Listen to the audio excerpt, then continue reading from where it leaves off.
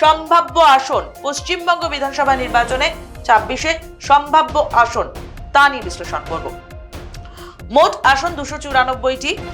2021-এর বিধানসভা নির্বাচনে তৃণমূল কংগ্রেস 215টি পায়, বিজেপি পায় 77টি, অন্যান্য দুটো।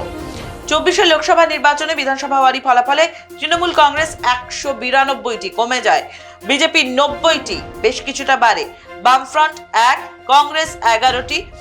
এরপর আমরা মার্চে 2025-এ যে ওপিনিয়ন পোল করি তাতে দেখা যায় তৃণমূল কংগ্রেসের 196, বিজেপির 49, বামফ্রন্ট 0, কংগ্রেসের 3টি, অন্যান্য 1টি, হাড্ডাহাড্ডি লড়াইয়ের জায়গা 45টি আসনে।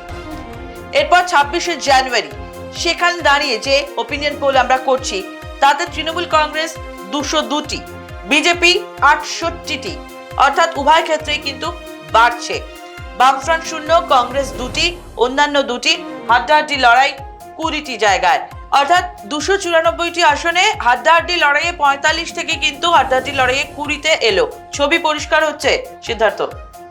হ্যাঁ, অনেকটাই পরিষ্কার হচ্ছে এবং হয়তো এক্ষেত্রে এই সমীক্ষাটা দেখার পর তৃণমূল কর্মীদের বা সমর্থকদের মধ্যে যতটা উচ্ছ্বাস থাকবে বিজেপির মধ্যে হয়তো একটু কম হতে পারে। কিন্তু এই যে সমীক্ষাতে এটা উঠে এসছে কেন, এইটার আমরা একটা আলোচনা করতে পারি সংক্ষেপে। দেখো যে 2021-এ 215টি আসন পায় তৃণমূল এবং হচ্ছে এবার আমরা দেখাচ্ছি হচ্ছে 202, অর্থাৎ তৃণমূলেরও কিন্তু আসন এখানটায় কমছে এবং বিজেপির ছিল হচ্ছে 77, সেইখানটায় হচ্ছে 68, বিজেপিরও কমছে।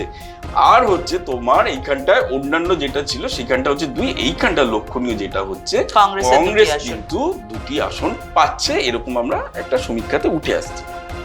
তোমাকে যেটা বললাম, মালদা মুর্শিদাবাদে যে ধরনের প্রেক্ষাপট তৈরি হয়েছে রাজনীতি, তাতে কিন্তু কংগ্রেসের আবার একটু পুরনো গড়ে একটা শক্তি ফিরে পাওয়ার সম্ভাবনা তৈরি হচ্ছে, যার এফেক্টটা কিন্তু এই সমীক্ষাতে উঠে আসছে। আর তৃণমূল কংগ্রেসের ক্ষেত্রে তোমাকে যেটা বললাম যে অ্যান্টি ইনকামবেন্সি যে 15 বছরের যেটা হয় তার কিন্তু একটা এফেক্ট নর্মালি পড়বে, কিন্তু এতটাও পড়ছে না যে অনেকটা ভোট ক্ষয় হচ্ছে। তোমার মোটামুটি 200 পার করেছে। আর বিজেপির ক্ষেত্রে এইটা দেখো তোমার অনেকটাই কিন্তু কমলো।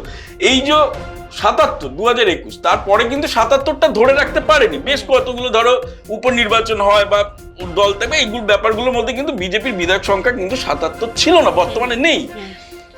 সেই জায়গাটাকে দাঁড়িয়ে কিন্তু বিজেপি হচ্ছে থাকছে 68। যদি উত্তরবঙ্গ বা এই বিষয়গুলো যদি ধরে রাখতে পারে তাহলে বিজেপি এইটা মোটামুটি একটা থাকবে, আমাদের সমীক্ষাতে সেটাই উঠে আসছে।